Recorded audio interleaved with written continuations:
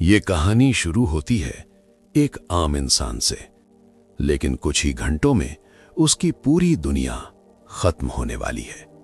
John गैरेटी, एक structural engineer, एक साधारण इंसान जो अपनी फैमिली के साथ एक शांत जिंदगी जी रहा है। उसकी पत्नी एलिसन और उसका छोटा बेटा नाथन। लेकिन ये परिवार उतना परफेक्ट नहीं है जितना बाहर से दिखता है।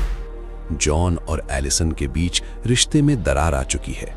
बीते हुए कुछ फैसले अब उनके बीच दूरी बन चुके हैं। फिर भी वो दोनों अपने बेटे के लिए साथ रहने की कोशिश कर रहे हैं। आज नाथन का जन्मदिन है। घर में छोटे छोटे गुब्बारे लगे हैं, केक टेबल पर रखा है और घर में हंसी की आवाज गूंज रही है।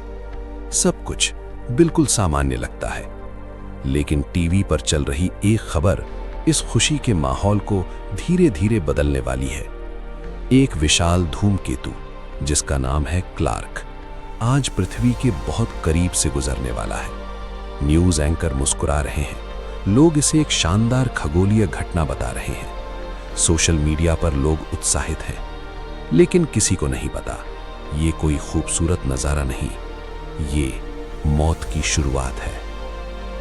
फिर जॉन अपने बेटे के साथ सुपरमार्केट जाता है, सिर्फ कुछ सामान लेने के लिए। वहां सब कुछ सामान्य है, लोग खरीदारी कर रहे हैं, बच्चे खेल रहे हैं। तभी जॉन के फोन पर एक मैसेज आता है, एक सरकारी अलर्ट, आप और आपका परिवार चुने गए हैं। जॉन हैरान हो जाता है, वो समझ नहीं पाता इसका मतलब क्या है। वो इसे नजरअंदाज करता है और घर वापस लौट आता है। फिर घर पर पार्टी चल रही है। सब लोग टीवी के सामने खड़े हैं, क्योंकि कुछ ही मिनटों में धूमकेतु का एक हिस्सा पृथ्वी के पास से गुजरेगा।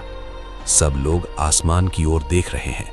एक चमक दिखाई देती है, लोग ताली बजाते हैं। लेकिन अगले ही पल टीवी स्क्रीन पर कुछ बदल जाता है। न्यूज़ एंकर की मुस्कान गायब हो जाती है और अचानक एक भयानक विस्फोट। एक शहर कुछ ही सेकंड में खत्म। आग का एक विशाल गोला और उसके बाद सिर्फ धुआं। हजारों लोग एक झटके में खत्म। घर में सन्नाटा छा जाता है, किसी को कुछ समझ नहीं आता। फिर दूसरी खबर आती है, ये सिर्फ शुरुआत थी। धूमकेतु के कई टुकड़े पृथ्वी से टकराने वाले हैं और सबसे बड़ा टुकड़ा पूरी दुनिया को खत्म कर देगा। अब सब कुछ बदल चुका है। सरकार कुछ लोगों को चुन रही है जिन्हें सुरक्षित जगह भेजा जाएगा। एक जगह जिसका नाम है ग्रीनलैंड, जहां विशाल बंकर बनाए गए हैं, जहां कुछ हजार लोग इस तबाही से बच सकते हैं। बाकी दुनिया बस इंतजार करेगी अपने अंत का। जॉन को समझ आता है कि उसके फोन पर आया मैसेज मजाक नहीं था। वो चुने गए लोगों में से है, लेकिन समय बहुत कम है। उसे अपनी फैमिली के साथ तुरंत एक मिलिट्री बेस पहुंचना होगा। अब शहर का माहौल बदल चुका है। लोग सड़कों पर भाग रहे हैं, गाड़ियां टकरा रही हैं, हर तरफ चीख पुकार। कोई नियम नहीं, कोई कंट्रोल नहीं, सिर्फ डर। जॉन, एलिसन और नाथन जल्दी जल्दी अपना जरूरी सामान लेते हैं और निकल पड़ते हैं। लेकिन सड़कें जाम हैं। लाखों लोग एक ही दिशा में भाग रहे हैं। हर कोई बचना चाहता है, लेकिन हर किसी को मौका नहीं मिलेगा। आखिरकार जॉन को फैसला लेना पड़ता है। वो कार छोड़ देता है और अपनी फैमिली के साथ पैदल ही मिलिट्री बेस की ओर भागता है। काफी संघर्ष के बाद वो लोग बेस तक पहुंच जाते हैं, लेकिन असली परीक्षा अब शुरू होती है।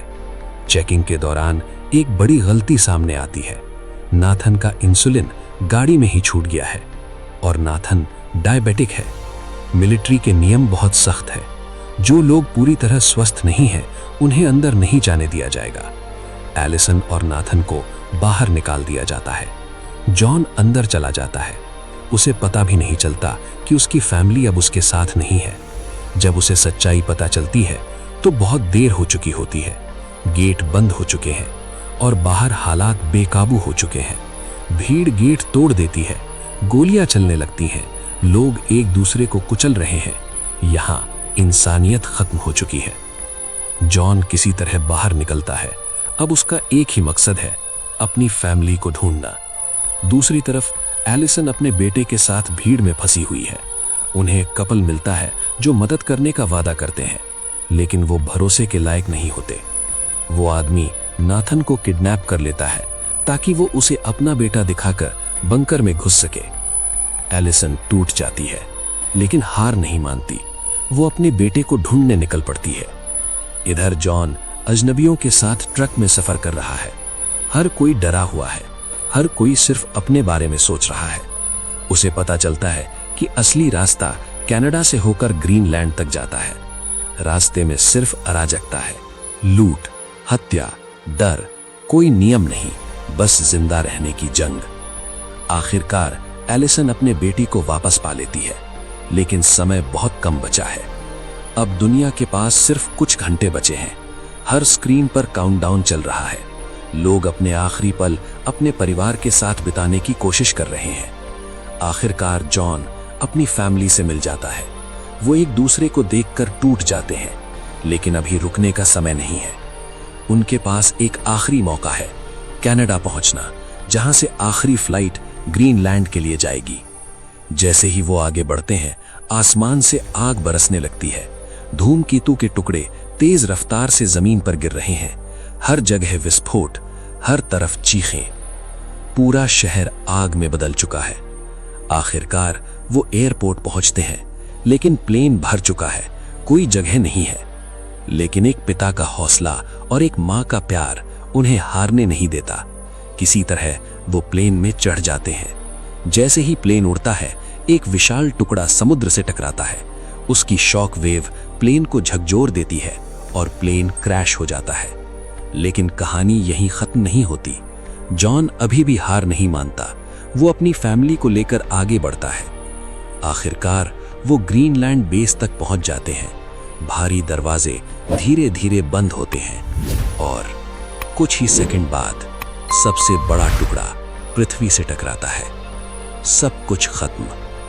9 महीने बाद बंकर के दरवाजे खुलते हैं। बाहर एक नई दुनिया है, टूटी हुई, जली हुई, लेकिन जिंदा। और फिर आसमान में 2 पक्षी उड़ते हैं। एक छोटी सी उम्मीद कि जीवन फिर से शुरू हो सकता है। ये कहानी हमें सिखाती है कि जब पूरी दुनिया खत्म हो रही हो, तब भी परिवार सबसे बड़ी ताकत होता है और उम्मीद कभी नहीं मरती।